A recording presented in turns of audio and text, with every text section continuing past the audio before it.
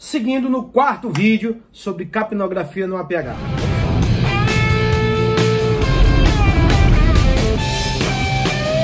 Para que entendamos melhor quais são as situações mais comuns no atendimento pré-hospitalar em termos de traçado capnográfico, tá? Vamos entender de forma básica como se interpretar, como se observar quais são as fases dessa capnografia de acordo com o traçado. Acompanhe conforme na figura. Bom, galera, então vocês estão vendo aqui que nós temos um traçado, uma onda. E esta onda, ela sobe, ela começa zerada, e aí sobe, atinge um platô e desce novamente, zera e reinicia esse ciclo, tá? Então, entendo, esta fase, que é a parte de baixo, que é a parte basal, a parte horizontal, ela representa a inspiração. Ok? Então, quando o indivíduo está inspirando, ele está nessa fase basal, nessa fase horizontal. Quando ele inicia o processo de expiração, quando ele começa a jogar esse ar para fora, aí ela começa a se elevar e começa o processo de expiração, que é exatamente essa partezinha verde, tá? Então, a partir daí, já se começa a fazer uma medição desses níveis de CO2. Então, quando ela vai aumentando, quanto mais sobe essa onda, significa que mais vai se passando o tempo de expiração. Então, quando ela atinge o seu pico lá, que nós chamamos de platô, é o pico máximo, onde ela consegue exalar a expiração final. E aí começa o processo de inspiração novamente, onde ela começa a cair, começa a descer, até se iniciar um novo. Então começa a se iniciar ali um novo ciclo de expiração. Agora muita atenção, este gráfico ele foi tirado dessa figura do Manual de Suporte Avançado do SAMU 92 do Brasil Nacional, ok? E eu quero que vocês prestem bem atenção porque esses são os dois ritmos que geralmente a gente presencia e mais se utiliza do capnógrafo dentro do âmbito pré-hospitalar.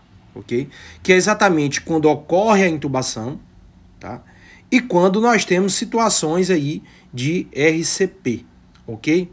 Então muita atenção.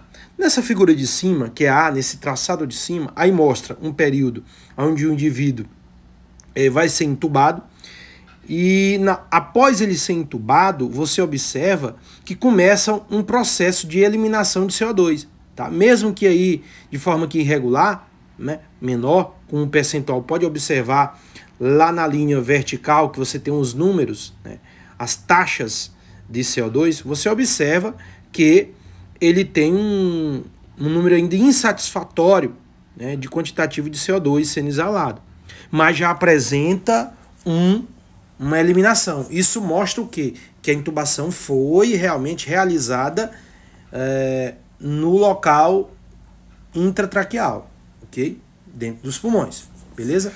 Já nessa segunda figura embaixo, nessa figura B, nesse traçado de baixo, você vê o momento em que há uma RCP, estão se mensurando ali a exalação de CO2, tá? Através da ETCO2, tá?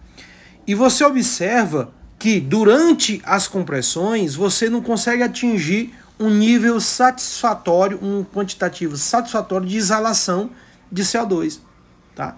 Mas a partir do momento em que o indivíduo começa a retornar à circulação espontânea, você nota que começa a aumentar subitamente a exalação de CO2. Então as curvas do capnógrafo começam a aumentar, porque quando você tem essa curva, significa o quê? Que você está expirando, está saindo gás carbônico, ou seja, esse sangue está circulando bem pelos pulmões e está sendo exalado.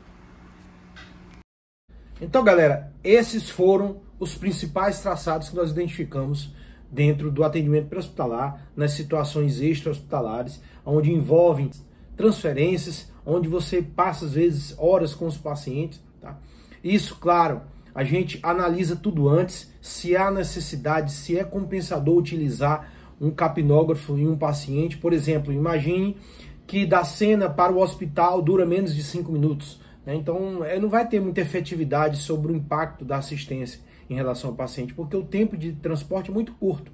Né? Mas para aquelas situações onde a cena é distante do local onde você vai entregar o paciente, onde você vai fazer uma transferência entre municípios, entre unidades, você vai passar um longo tempo ali com aquele paciente dentro da sua viatura, então é imprescindível que você utilize esse equipamento. Isso é fortemente recomendado para todos os pacientes que precisam de monitorização, que precisam de acompanhamento dessa exalação do CO2, tá?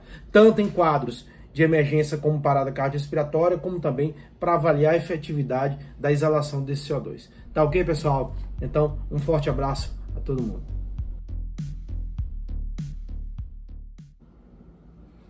Então, pessoal, como vocês estão vendo aí nessa imagem,